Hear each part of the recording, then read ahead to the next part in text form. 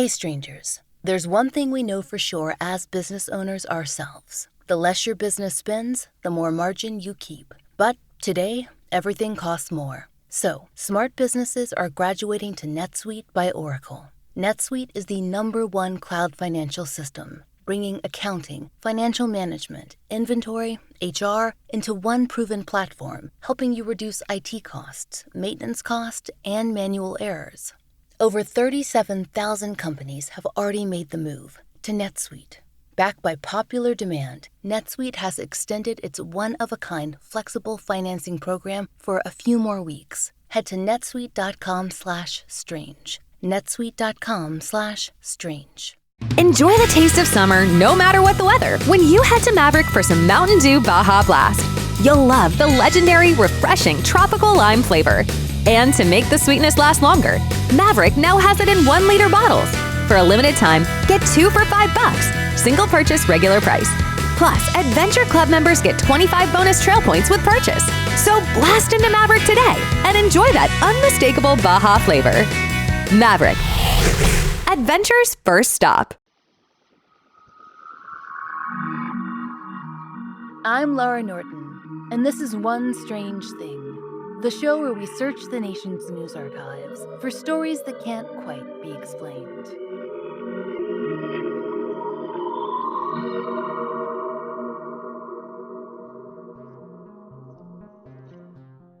Well, strangers, it's September. The air grows crisp. The pumpkin spice lattes are a-brewing. Halloween decorations have filled the shelves of every self-respecting retail outlet in America.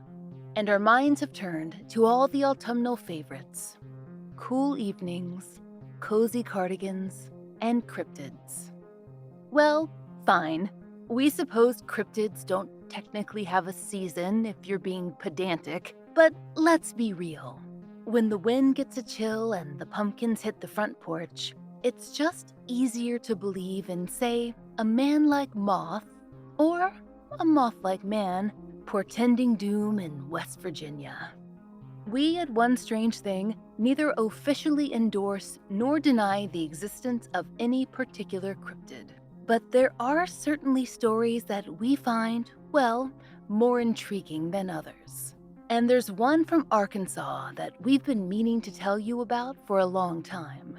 Now that we're settling down into fall, well, there's no better time than the present. Fouke, Arkansas.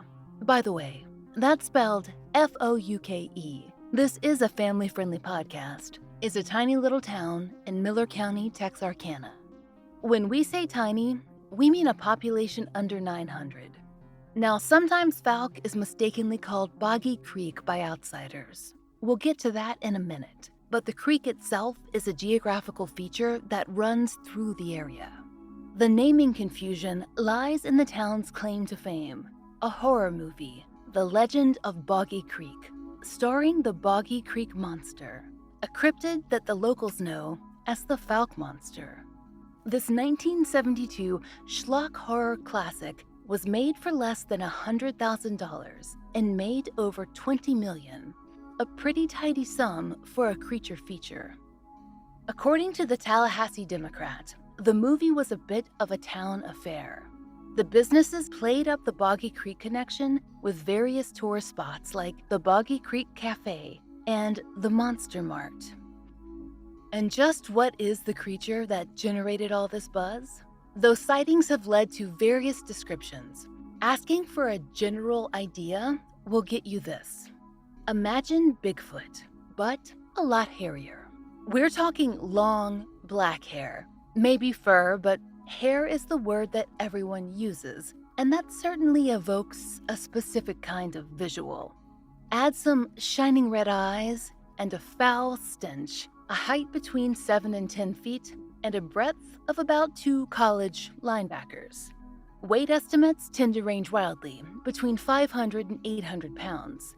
We kind of think people were just making up numbers that sounded impressive, but hey, we're impressed, so it worked. The Fouke Monster is said to be primate-ish, with enormous feet, which, not really a surprise there. And unlike the usual Bigfoots you've heard about, shy, reclusive, stubbornly refusing to leave helpful fur or poop behind, this monster is apparently aggressive. Or, at least, it was for a time, long enough, at least, to make it famous. And how did all this get started? Well, it depends on who you ask. Because the monster has made more than one appearance in the Texarkana area, under various monikers. The creature those on the Texan side of the border call it, not the most inventive name you must admit, although please don't tell Stephen King that we said that, was the Fouke Monster by another name. According to a Texas paper, The Times, it had been known to travel the Texarkana region, quote, for some 20 years in various spots from Jefferson, Texas to Fouke, Arkansas. Arkansans, of course, seem to prefer the Fouke moniker. Whichever one you go with, those 20 or so years of sightings that the paper referenced, they had been uneventful. In fact, a reporter described it as shy.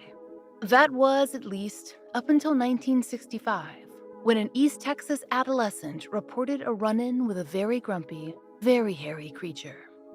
Johnny Maples, who, by the way, has the perfect name for this kind of thing, had been walking down a rural road in a heavily thicketed area of Jefferson when he heard something in the bushes. He told the Times that he tossed a rock toward the sound, as one does, we guess. Then, a huge, shambling creature appeared from the darkness of the overgrowth. It made its way into his sightline, separated from him only by a fence. Johnny described it as large, 7 feet tall, quote, covered in long black hair, and primate-like, with, quote, long arms that hung down below its knees. And as an aside here, in 2 different columns, the Times reporter is careful to emphasize that the creature was not wearing any clothes, which is good to know, we guess. Johnny told reporters, quote, as soon as I turned to run, the huge creature started climbing over a fence and started running after. After I'd run a long ways, one of my shoes came loose, and I had to stop and take my shoes off so I could run faster.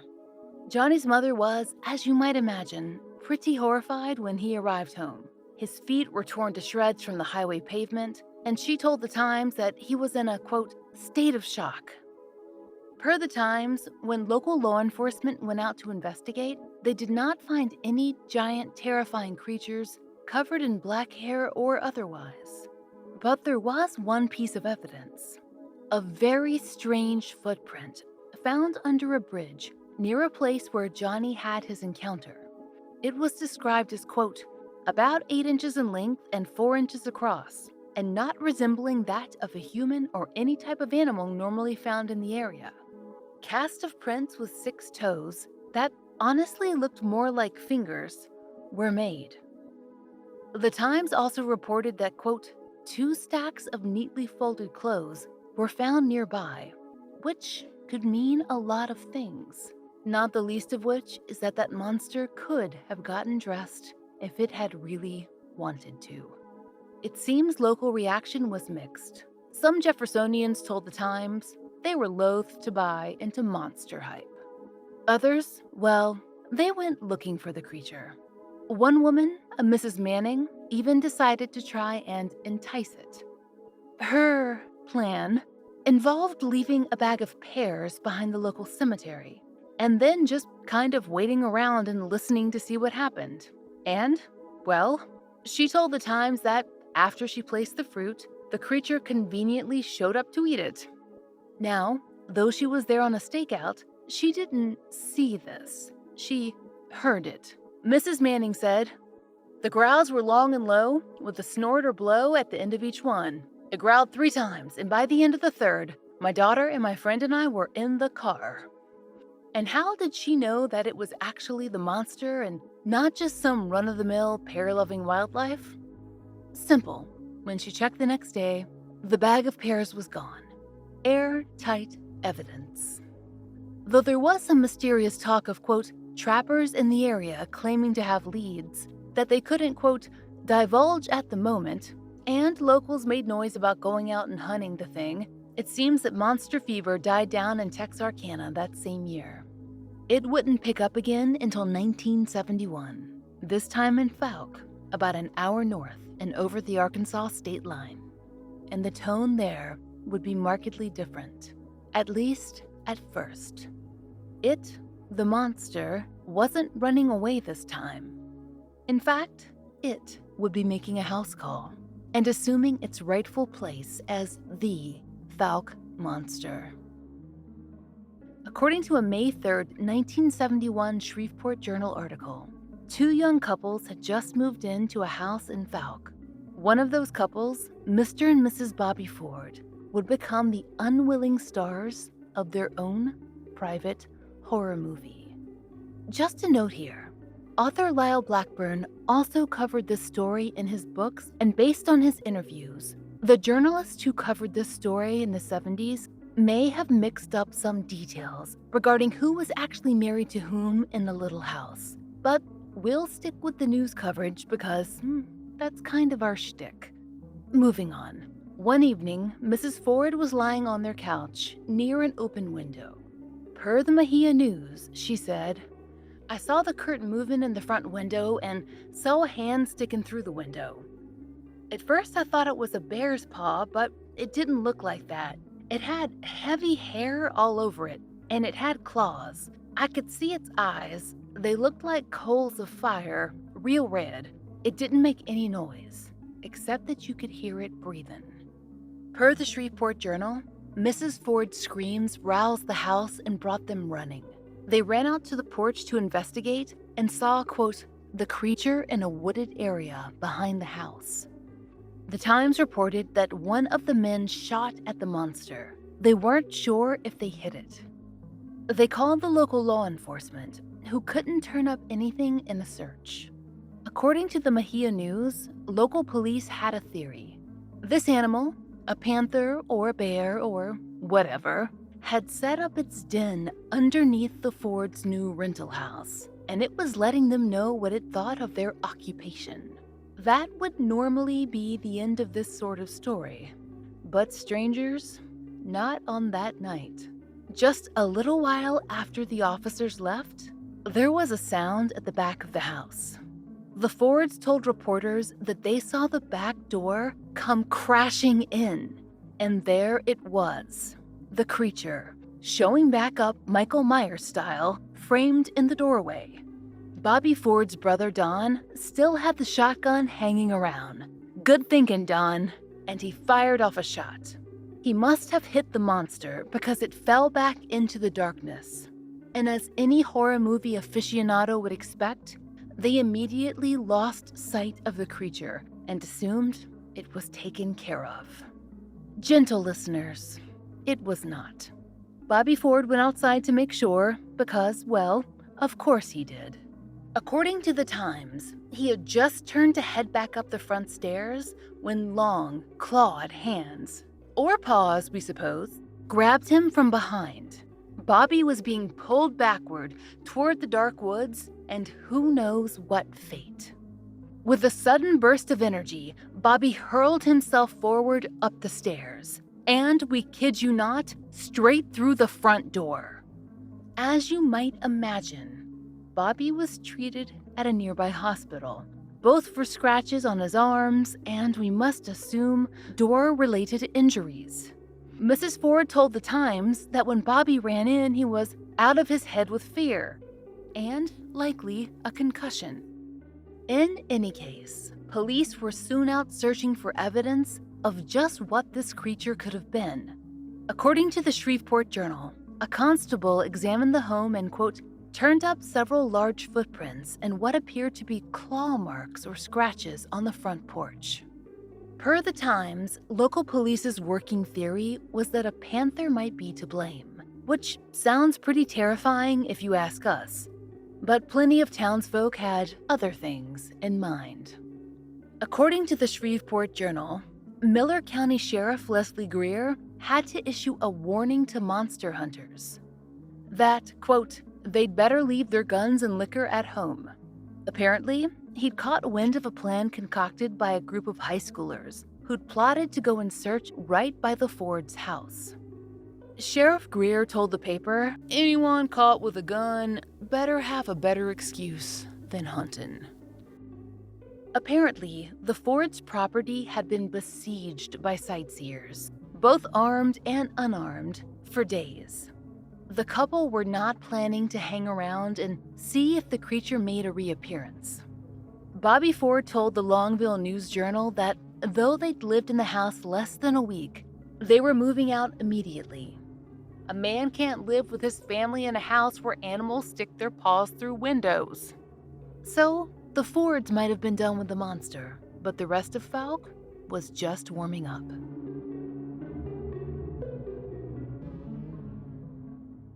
This episode is brought to you by Progressive Insurance. Whether you love true crime or comedy, celebrity interviews or news, you call the shots on what's in your podcast queue. And guess what? Now you can call them on your auto insurance too with the Name Your Price tool from Progressive. It works just the way it sounds. You tell Progressive how much you want to pay for car insurance, and they'll show you coverage options that fit your budget. Get your quote today at Progressive.com to join the over 28 million drivers who trust Progressive. Progressive Casualty Insurance Company and Affiliates. Price and coverage match limited by state law. Hey, Prime members! Are you tired of ads interfering with your favorite podcasts? Good news! With Amazon Music, you have access to the largest catalog of ad-free top podcasts included with your Prime membership. To start listening, download the Amazon Music app for free or go to amazon.com/ad-free podcasts. That's amazon.com/ad-free podcasts to catch up on the latest episodes without the ads.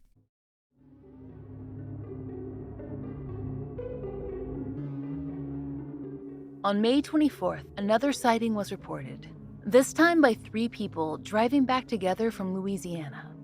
Per the Courier News, Mr. and Mrs. D.C. Woods Jr. and Mrs. R.H. Settis were driving late at night on Highway 71. All 3 claimed to have seen, quote, a large hairy creature cross 71 right in front of their car. Mr. Woods claimed, it was really moving fast across that highway, faster than a man. Its arms were swinging like a monkey. That thing didn't act like it even noticed us. It didn't look at the car. As for his wife, she confessed that she hadn't even believed the story of the attack on the Fords. She said, now I know it's true.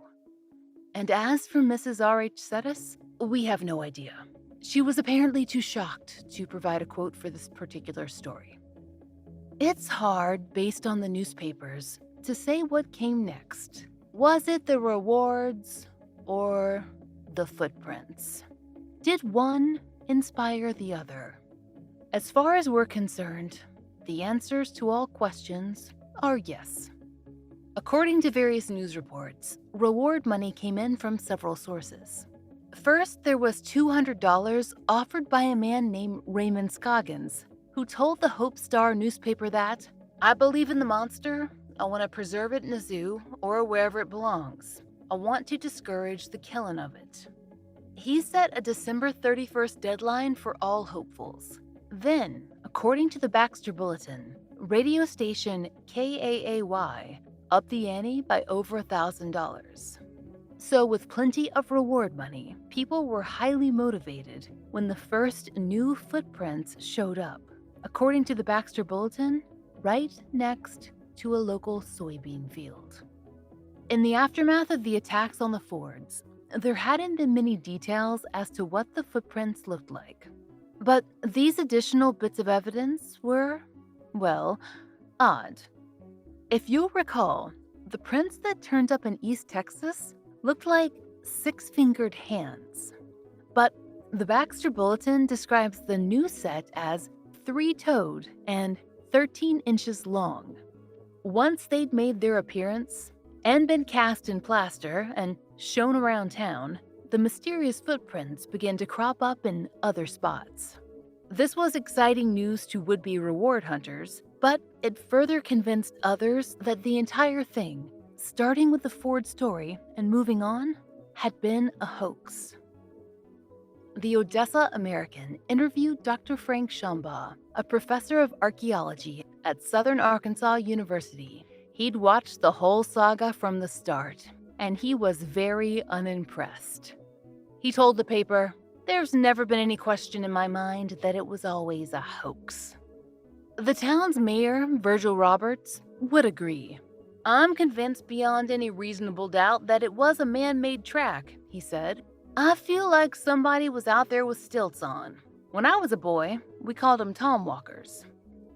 Still, his wife made 5,000 plaster cast copies of this footprint over the years, and the town made a tidy profit on selling them. Though no one ever produced a monster for poor Raymond Scoggins, all the hoopla did attract the attention of a movie producer. So, perhaps all the hype around the silly footprint wasn't so bad after all. It even inspired the JCs, you know, John Wayne Gacy's favorite social club, to offer a third reward, $10,000, to whoever would produce the beast. According to the Fort Worth Star-Telegram, the deadline for this bounty was moved a number of times because, quote, several persons indicated they were close to capturing the monster. Then there was a call from a man who said he'd actually managed the feat, but when questioned, he indicated that he had the monster in a, quote, quart-sized jar at his office. So, probably not a 7-foot-tall, 500-pound, red-eyed hell beast covered in hair. As with all things, eventually, sightings settled down some. Though, according to author Lyle Blackburn, there has been a steady trickle throughout the years, and Fouke Monster economy versus Fouke Monster capture became the town's focus. It seems that most discount the story of this cryptid. The only evidence, the footprints, seeming too bizarre, too inconsistent, too wholly unprimate to be real evidence. And the stories? Well, that was a craze, and crazes always come in waves, right? Well, sure, except for one strange thing. Though critics have dismissed the Fouke Monster as an invention of a combination of a few factors.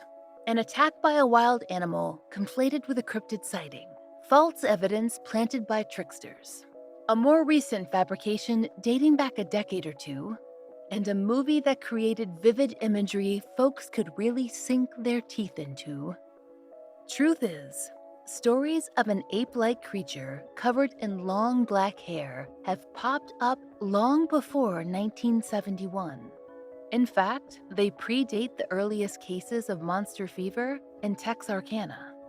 As cryptozoologist Lyle Blackburn points out in Boggy Creek Casebook, both local newspapers and the 1972 movie create the impression that, at most, the legend of the creature dates back to a few scattered sightings from the 40s and 50s, and that the first major event occurred in 1971. But that's not the case.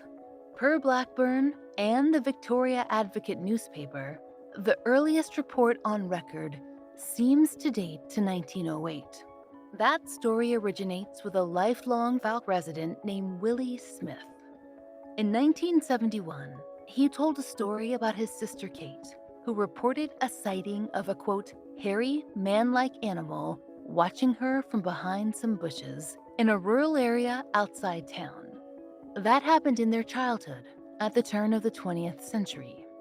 And in 1916, Lyle Blackburn found a report of a sighting that, while farther away, had a connection, because it happened along a waterway that fed Boggy Creek, Texas's Sulphur River. A couple in a wagon pulled by mules was startled by a beast, quote, taller than a man and covered in long dark hair, that walked slowly toward them like a man. The couple fired their gun to frighten it off, which worked, but almost sent their mules and wagon careening off the road. And Lyle Blackburn found one more incident predating the 1950s. A family living just south of Fouke who'd had a daytime encounter in 1931. A man walked out on his porch and was surprised to see a large, hairy, man-like animal staring right back at him. The creature looked at him curiously and then headed back into the woods. What's most interesting to us is that though these sightings weren't too far from each other, they weren't all in the same town, or reported in a single paper, or compiled as unified legend. It's likely the people involved never heard the other stories about their monster at all. We're not saying it's true, but whoever said that a few footprints placed by pranksters can discount other, older stories? Couldn't there be both lines of truth and lines of fiction running concurrently underneath that creek, feeding the legend? Maybe the monster watched those pranksters teeter around on their stilts, making prints in the mud, and wondered what the silly humans were up to this time. Even the police's theory of that animal den story, it could still work. Just sub in a cryptid for a wayward panther, and you've got a perfectly weird tale. Oh, come on. It's fun to consider. After all, it is cryptid spice season. Let's get in the spirit of things, shall we?